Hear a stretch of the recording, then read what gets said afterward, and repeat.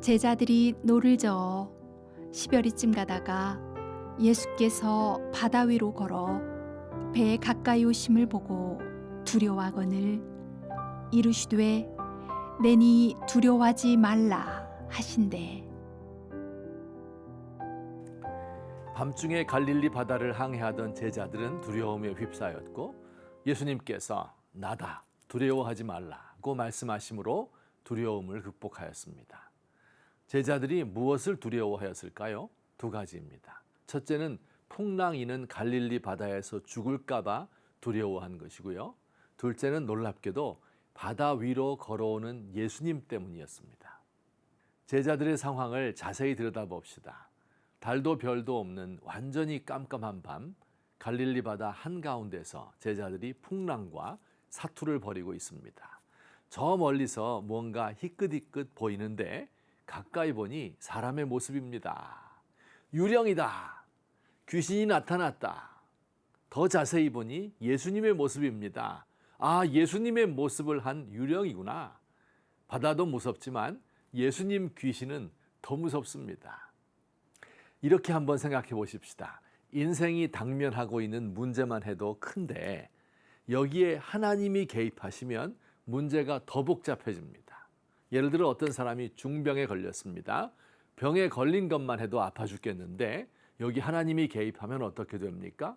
아무래도 죄 때문에 병이 걸린 것 같습니다. 하나님을 안 믿는 사람 같으면 아픈 몸만 고치면 되는데 이제 하나님 믿는 사람은 죄까지 걱정해야 합니다. 어떤 사회에 전염병이 창궐합니다. 사방에서 사람들이 죽고 괴소문이 돌고 민심이 흉흉합니다. 하나님 없는 사람들은 전염병에 걸리지 않기 위하여 온갖 노력을 다하고 방역에 최선을 다할 것입니다. 그런데 하나님을 믿는 사람들은 전염병이 하나님의 심판이라고 하니 그 마음이 더욱 두려워집니다. 그래서 어떤 사람이 이렇게 외쳤답니다. 하나님, 좀 멀리 계시면 안 되겠습니까? 인간의 문제에 개입을 안 하시면 안 되겠습니까? 우리는 우리의 문제를 해결하기에도 지쳤습니다. 하나님까지 생각하기는 너무 힘듭니다. 하나님은 우리를 더 두렵게 하는 분인 것 같습니다.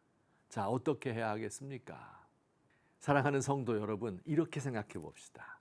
여기 왕따 당하는 사춘기 남학생이 제일 두려워하는 것이 무엇인지 압니까? 바로 부모님 모시오라는 것입니다.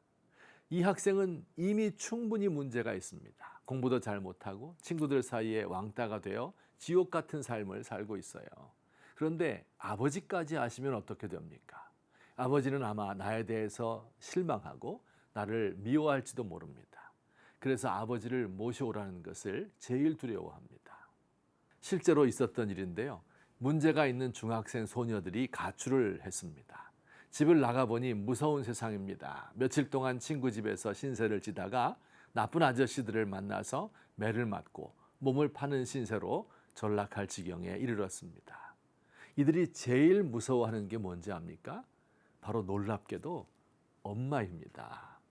엄마에게 야단맞는 것이 싫어서 가출을 하고 인생을 송두리째 버리는 것입니다. 그러나 여러분, 왕따 당하는 남자아이의 부모님이 이 사실을 알면 어떻게 할까요? 아빠는 아이를 야단치는 것이 아니라 그를 안아주고 위로하고 사랑해주고 모든 문제를 내가 가진 힘을 다 동원해서 그 문제를 해결해 주려 할 것입니다. 가출한 아이가 집에 돌아가면 어떤 일이 벌어질까요?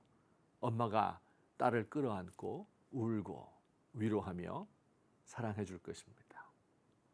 성도 여러분, 오해하지 마십시오. 하나님은 우리가 두려워서 회피해야 할 뿐이 아닙니다. 사랑 많으신 예수님께서 나다 두려워하지 말라 부드러운 음성으로 말씀하실 때 제자들은 안심하였습니다. 우리 예수님은 허물 많은 베드로를 용서하시고 의심 많은 도마에게 확신 주시고 사랑하는 그의 제자를 가슴에 안고 부드러운 사랑으로 품어주시는 사랑의 주님입니다. 하나님을 실망시켜드린 것이 죄송해서 하나님의 표준에 맞추지 못한 자신이 너무 비참해서 하나님께 감히 나아가지 못하나이다.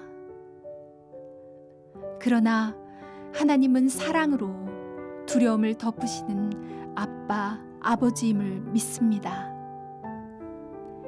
오늘도 부끄러움을 무릅쓰고 주님께 나아가오니 자애로운 음성으로 따뜻한 눈빛으로 나를 맞아주소서.